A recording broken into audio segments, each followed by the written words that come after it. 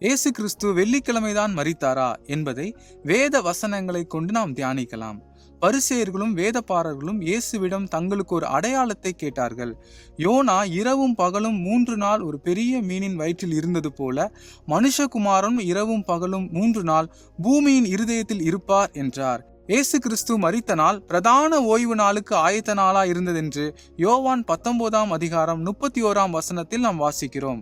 இது பொதுவாக யூதர்களால் அனுசரிக்கப்படும் சனிக்கிழமை ஓய்வு நாள் அல்ல, மாறாக லேவியராகும் 23 அதிகாரத்தில் குறிப்பிடப்படும் பண்டிகையின் போது அனுசரிக்கப்படும் பிரதான ஓய்வு நாளாகும்.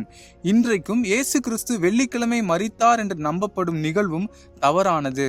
உண்மை என்னவென்றால் இயேசு கிறிஸ்து புதன்கிழமை மதியம் 3 மணிக்கு பஸ்கா பண்டிகை என்று மரித்து பின்பு அடக்கம் செய்யப்பட்டார். புதன் இரவு வியாழன் பகல் ஒரு நாளும், வியாழன் இரவு வெள்ளி பகல் 2வது நாளும், வெள்ளி இரவு சனி பகல் 3வது நாளுமாகும். யூதர்களுக்கு சனிக்கிழமை மாலை 6 மணிக்கு மேல் முதலாம் நாளாகிய ஞாயிற்றுக்கிழமை ஆரம்பிக்கும். இந்த நாளின் அதிகாலை வேளையில் ஸ்திரீகள் கல்லறைக்கு சென்ற போதுதான் இயேசு அங்கு காணப்படவில்லை. இயேசு கிறிஸ்துவினால் கொடுக்கப்பட்ட யோனாவின் அடையாளம் துல்லியமாய் நிறைவேறினது என்பதை நாம் காண முடிகிறது. வேத வசனத்தில் நாம் தியானிக்கும் போது இயேசு கிறிஸ்து வெள்ளிக்கிழமை மரிக்கவில்லை என்பது தெளிவாக தெரிகிறது. கர்த்தர் தாமே உங்களை ஆசீர்வதிப்பாராக. ஆமேன்.